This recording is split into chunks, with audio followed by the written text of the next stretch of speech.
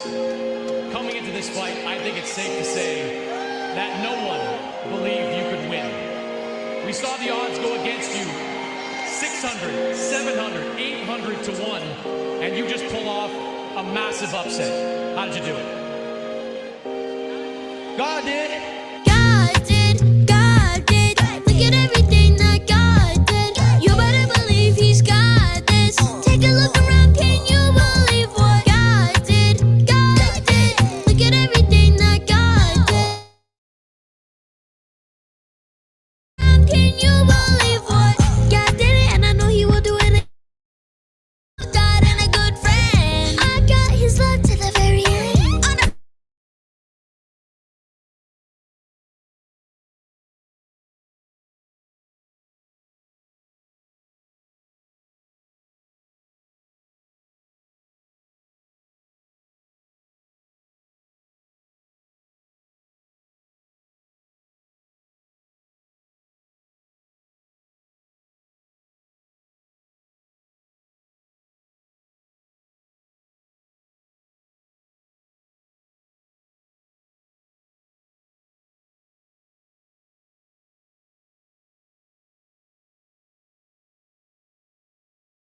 God did, God did. Look at everything that God did. Yo, I'm just being honest. Take a look around, can you believe Yeah, every time I look around, I'm so amazed. Just looking at what you do on a day-to-day. And you got the world in your hands, but you know my name. Now I'm securely finding that it's so insane. When I look at what my God did, I just be like, dang. And with you, life is sweet, just like a lemonade. Come and take a look at what God done did, what God done did, what God done did. He like that. He hold the universe together, yeah, he's like that. He's all I need, he's so much better, yeah, he's like that. And he gon' hold it up forever, cause he's like that. Hey, just like that. God did, God did. Look at everything that God did. You better believe He's got this. Take a look around, can you believe what God did? God did. Look at everything that God did. Yo, I'm just being honest. Take a look around, can you believe what? Can you believe what he did and said? I feel like Okay. So this is going to be recorded. Thank you to those who have hopped on, and thank you for those who will be watching this replay. I'm super excited about getting into the info today. Let me go ahead and put this full screen. So this is the Changemaker Collective info session. Welcome to Cohort 1. For those of you that applied, I'm also going to be dropping the application link for those who want to join Cohort 2. I'm going to be putting out more information about when that is going to start. But this is the first cohort. So the little tagline that we have here is Dream, Design, Deliver. And before we get into the kind of meat and potatoes of things, I want to set um well, let you know that I'm sick at first. So if you hear my voice and it sounds a little crazy or I sound a little out of breath, that's why. But aside from that, this is me here. That's why I'm not on camera today. I will be for the brainstorming session that we have coming up. More info on that towards the end of the call. But I am a mom, a used to be a homeschool mom. My son recently started school, and so I have even more time to plan and partner with people. I'm also I'm Trini Chinese. I am an artist, a poet, and I believe that every young person deserves a chance to transform their dreams into reality. So just a couple of the things that I have been a part of or have started. Millionaire Minds is my consultancy, so that's where I have clients, typically clients who are in the arts, I'm sorry, or social impact that I help with grants and systems development. I have Freedom Freelancers, which is a community that I launched during Toronto Tech Week. It's for those who are interested in upskilling, especially as the future of work is fastly transforming, or quickly transforming. Then there's Pain to Power, which is the program that is like my heart work. That is for Black youth in the city, in Jane and Finch area, in the Albion area, in inner city neighborhoods where we tend to be forgotten, basically.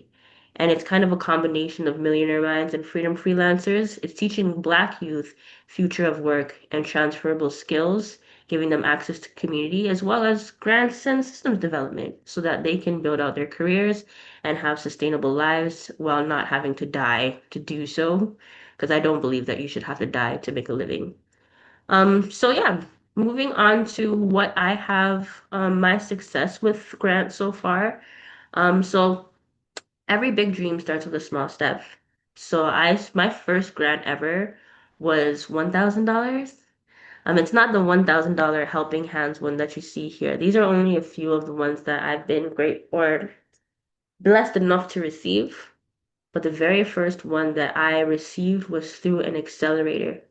So for those of you who are watching, for those of you on the call, an accelerator or an incubator is essentially a short program where you get access to networking, you get access to mentorship, and then they train you in something, right? So that was the beginning of my business, but since then we have gotten lots of grants. One of them being 2,800 for a mini millionaire marketplace. We taught youth age 6 to 16 how to literally build businesses for themselves. We gave them a budget to be able to get the materials they needed for their prototype. They made said prototype. We all met at the library. They set up their vendor booths that we had planned out weeks before, and they sold to each other and all made profit and made the profit and actually used their profit to support their other mini millionaires. So really, really proud of that. We also got the Empower Youth Retreat um, sorry, that wasn't a grant. That's what we did with the grant. But we got the Frontlines Race to an Inclusive Canada grant. We got that twice. So that was the Mini Millionaire Marketplace as well as the Empower Youth Retreat. The Empower Youth Retreat was a one-day thing, and I was able to use that grant to hire facilitators in the area, so pay them well. I was able to get culturally relevant food. So we had like a West Indian charcuterie board. Okay, it was different. It was really good. But literally, that 3,500 was for a one-day event. Okay, so this call is really to leverage my experience to show you what is possible. The biggest grant that I've gotten was for Pain to Power. The first one that we got for Pain to Power was actually 10,000. We made our first album on Spotify. Shout out to Maria on the call for being on that first album. But we did that with $10,000. We had workshops, we had catering for those workshops, we had bus fare, we had a listening party towards the end where everybody who committed their time can come and celebrate and be celebrated at the same time. Then we were able to leverage that grant that we got to get a $300,000 grant period. And now Pain to Power is a 3-year project. Okay, so while I had a team that I started off with for Pain to Power, I am now able to pay them much more handsomely um, for being on the team. Okay. Oh, let's move on to the next slide. So the reason why, honestly, I was moved to start this initiative is because uh, recently there have been events in the city that have, even though they haven't personally happened to me, just showed me why collective care is so important, why having safe spaces for the youth is so important. But this was really, really like this decision here to organize and mobilize youth to come up with solutions to problems that we have in our city is because they are so blatantly a problem. Like Mario Giddings and Javai Roy, these are two young boys that passed away. Javai Roy was not too long ago. Mario Giddings was literally almost a year to the date that Javai Roy passed away. And these two deaths happened literally where I grew up, where I take my son to the park often, where I went to school when I was in primary school. I probably would have went to the same bus stop that these kids went to get to school. And I have a 7-year old, and Javi was 8. I think Mario was 11. So these people grew up literally like my grandmother still lives there. right? So too many brilliant minds have been silenced too soon. And every project that we create, every dream that we nurture, and every life that we touch honors their legacy. So I started Millionaire Minds Consultancy because it's my belief that everybody has a millionaire mind. It just takes the proper mentorship and experiences to pull that out and inspire them and have them believe in themselves. And then everybody has $1 million ideas in their head. It's just knowing how to actually get those ideas off the ground that could be the difficult part sometimes. So by coming together in this collective, we transform grief into hope, pain into power, and loss into lasting change. Their names will live on through every positive transformation we create in our community. Okay. And so I'm not sure how much people that we have on this call, but I want to leave space for those who might have been affected. If you guys have anything that you'd like to say, I welcome you to do that now because it's really just a testimony to why I do what I do and yeah, why we're going to be partnering to do more things together. So it's okay if you don't, but if you do have anything you'd like to say, the floor is yours. I'll give a second. Okay. It's kind of tough to talk about. But what was really, although that was what inspired me to start this initiative, when I read through the applications, first of all, I was shocked that like so many people applied so quickly. But also I was very inspired by the fact that um you guys took the time to actually think about your answers. And these are just some of the quotes that I pulled from there. So, what was really evident to me was that the people who applied were very passionate. And one person said, I want to create meaningful change in my community and empower other young people to do the same. Somebody else said that as an aspiring creative leader, I want to build connections with like-minded peers and mentors.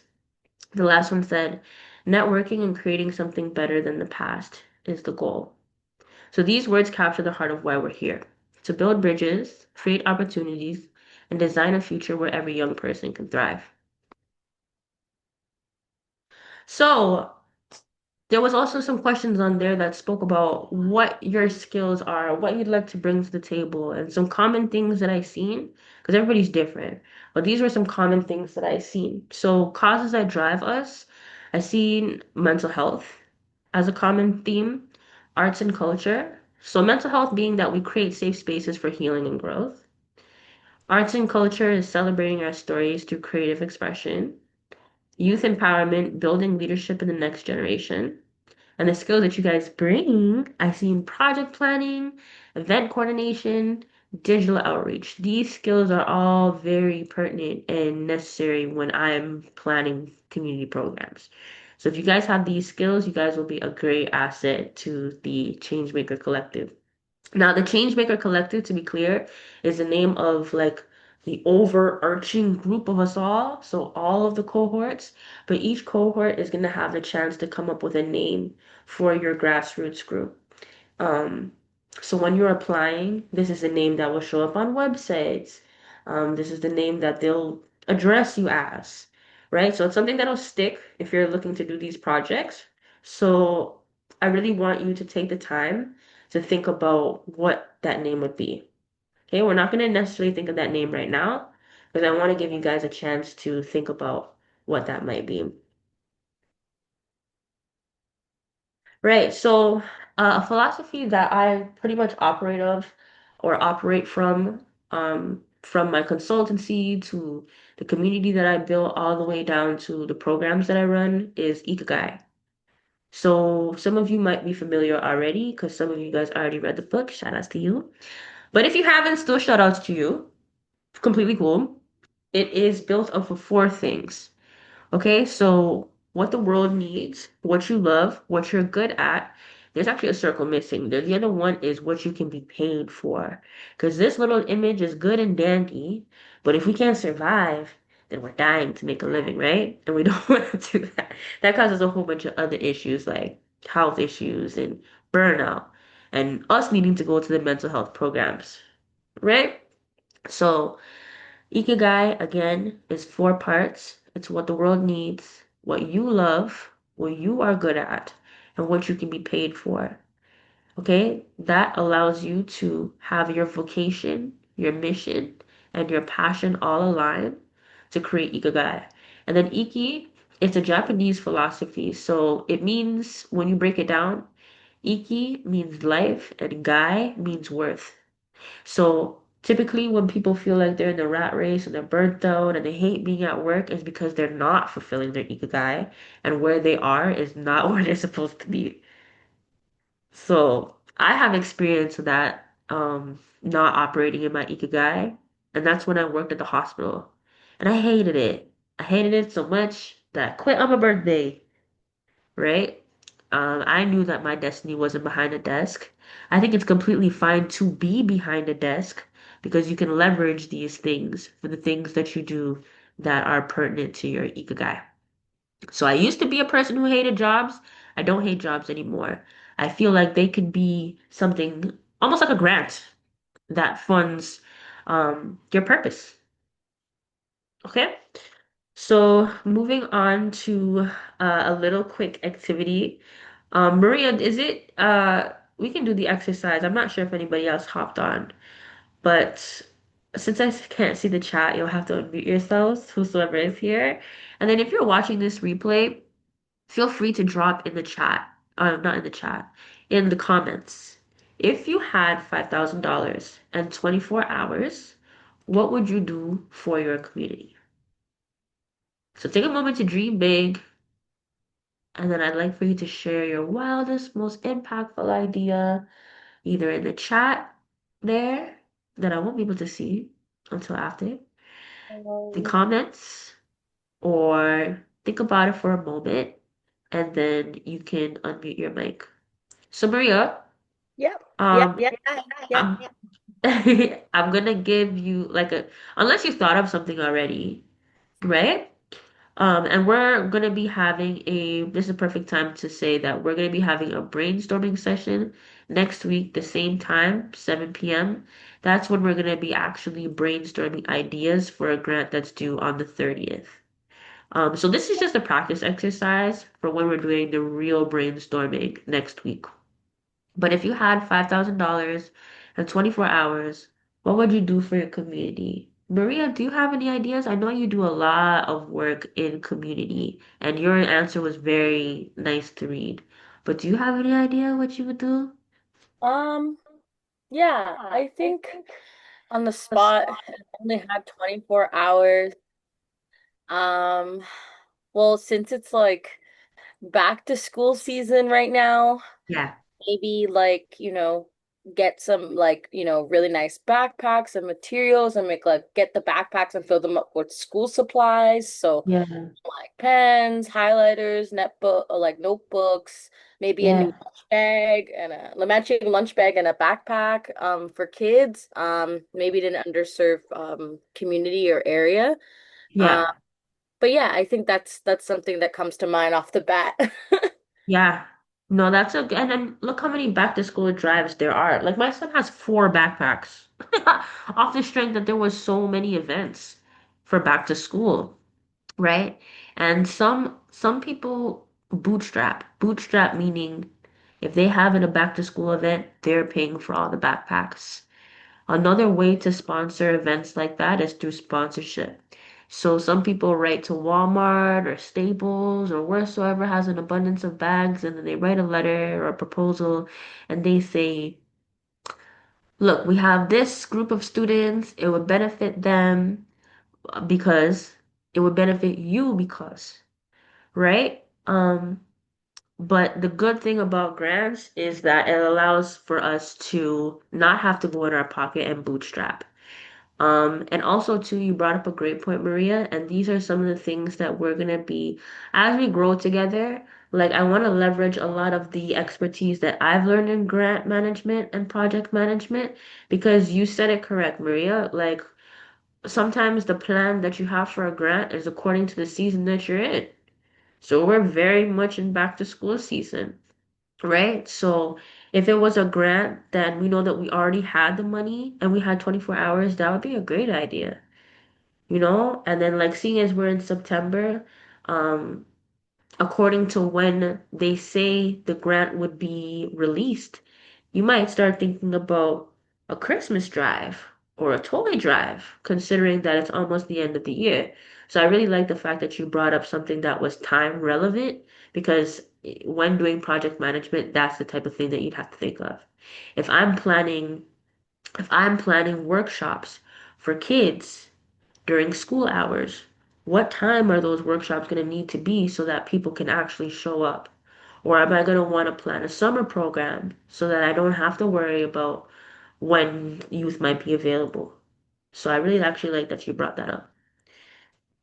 So, our project framework. So, in me using the philosophy of Ikigai in my consultancy and everything else, um, I always ask the question of what social impact does this make?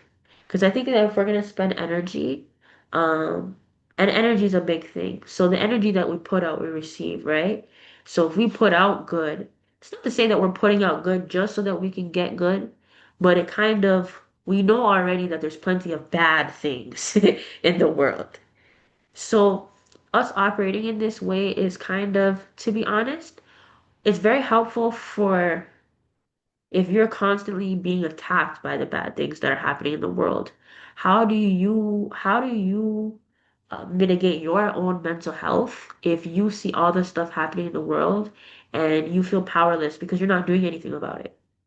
So the positive impact on me doing social impact problems is that I can see problems in the world and they can affect me, but it also balances myself out knowing that I'm doing what I can to create my ripple effect. There's a lot of people that want to save the world, but I believe that a small ripple can make a big change. So you can hurt yourself trying to save the world, but if you realize that you're in a pond and there's an ecosystem in your very own pond and there's problems and solutions there, then you can stay where you're at and make a big impact. You can also leverage these opportunities to grow and go elsewhere and make your pond grow larger. But I think there's nothing wrong with creating a ripple effect right from where you're at. Okay, so every project we design together will be grounded in purpose and sustainability. They will be connected to the UN Sustainable Development Goals for global impact. So we're going to be getting into those 17 goals in our next brainstorming session because that's going to kind of help us figure out what problems are we wanting to tackle. So this whole initiative was born out of the fact that there's gun violence in my community. I feel like I need to do something, right? So that would be like I forget which one of the goals it would be, but it aligns with one of them, right? If you were to do like a backpack drive, that could be like economic stability. If you're doing a food drive, it could be that you're helping with food insecurity in your community.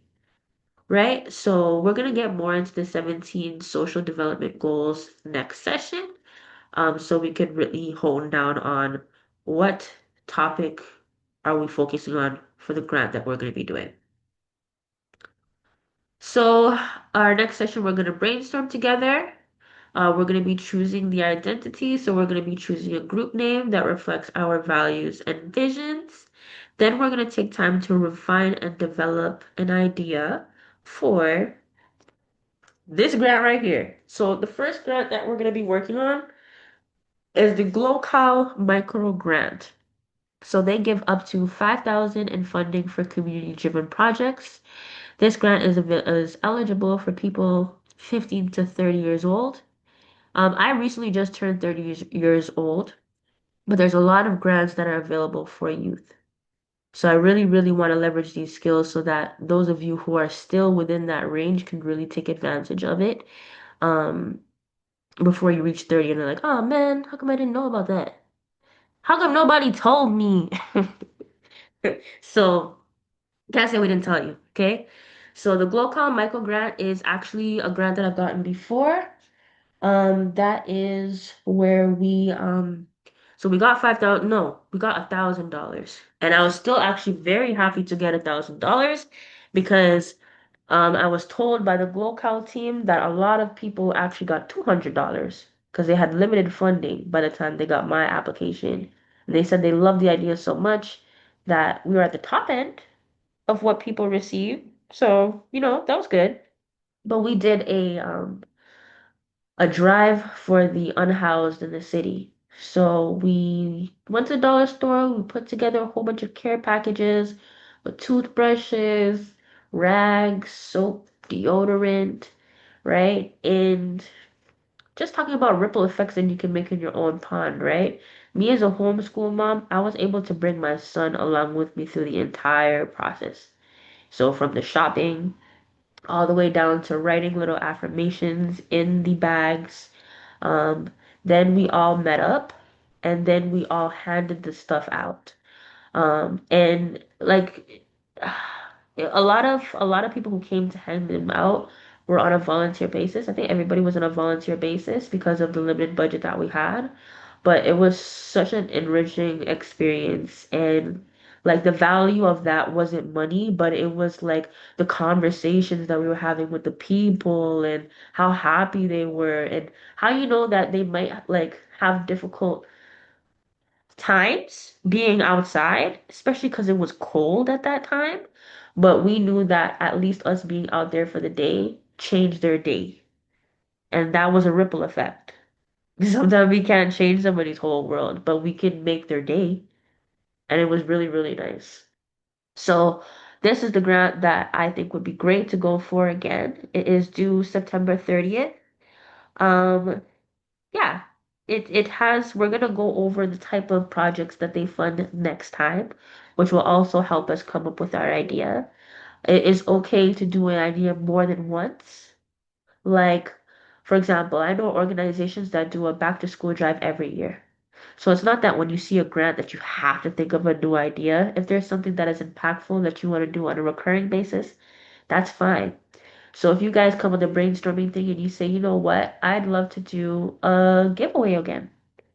Um, I forgot to mention, like, we also were able to like hand out food and stuff, hire a caterer. So that might be something that you guys decide to do again. Or looking at the SDG goals, you guys might think of something completely different to deal with another social issue. And that's cool too. So I do have another creative assignment for you guys. This is completely optional. I want to say like it's it's 80% mandatory. As in like I really want you to do it, but like you don't have to. It's not homework. I'm not gonna be marking it. But I just think it's a cool way to get your feet wet in the world that is grants. So I don't think this is a paid gig even. But I would love to see you guys' art and words on the TTC. So there is a grant called Poems in Passage. You can submit your poetry for a chance to be featured on the TTC. So for those of you who've been on the bus before, I know you've probably seen those poems, right? And I know before I knew about grants and like access to these things, I used to see people on the bus and on posters. And I'm like, who do they know? It's not that they knew anybody necessarily, but they had access to the grant. And it's not like locked behind some vault door. You just have to know that there's money available and that people post it. So I'm one of them. I have a funding broadcast channel when you go on my Instagram, and I literally, as soon as I see a grant, I put it in there. This was one of the ones that I seen. I'm like, I know I'm surrounded by creative people, so this might be something that's interesting to them. So your words have power, your stories matter, and this assignment connects your creativity with real world impact, reaching people who need to hear your message during their daily journeys. So I think it would be really cool to see it. But again, I said 80% mandatory. You don't have to per se. Okay, so for those of you who are watching this who maybe you didn't know that cohort one was starting, I'm going to extend the deadline for you to, well, if you're watching this, then you're already watching this, right? So you got the info night down. But I'm going to extend the application deadline for cohort one to Monday, the, what day would that be? Monday the 22nd, I think, at 11:59. So if you're watching this and it's not Monday the 22nd, that means you still have time. And it'll be time for you to participate in whatever grant funded project that we're going to look to apply for the Glocal grant. And this is your way to stay connected. That's my email right now. That's my Instagram right now. And message me on my Instagram so that you can be connected to the WhatsApp group, because that's where I'm going to post exclusive opportunities. And when I say exclusive opportunities, I mean that like I love to hire people who are in the city, who show up and who have something to share. So there's always like in the budget that we have for Paint to Power, sometimes we need volunteers. Like we have a showcase coming up on September 26th at Level Up Studios. If you go on my Instagram, you'll also see info regarding that. I need volunteers. So once you add yourself to the group chat, that's when it's like if there is a gig that pops up, then you can be connected. You can be connected to other people who are looking at grants and looking to build a team. Like this is meant to be a ripple effect, really. Okay? So together, we are unstoppable and we can change the communities. We are the change that our communities have been waiting for. So at this point, I will leave it open for any questions. I think it's pretty self-explanatory. But if you had questions, definitely drop them in the comments or you can ask now.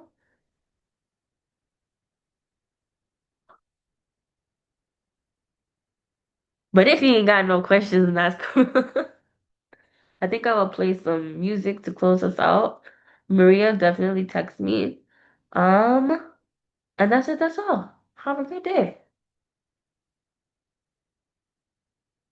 Eating out the script today, that daily bread. I'm always with my dog and with the ghost, I feel like Fred. But it's not Scooby-Doo, cause you is not no mystery man. Yeah, never since God did, I know I can't die. Every shining in the club, but we brought it in a light. Yeah, and I had to learn my lesson once or twice. But I need you in my life. Son is so original, there ain't no subliminal. It's a real deal love, you should know. All friends are like, Vinny, you should drop this. Said I can't, cause I know that I got this. And God did, God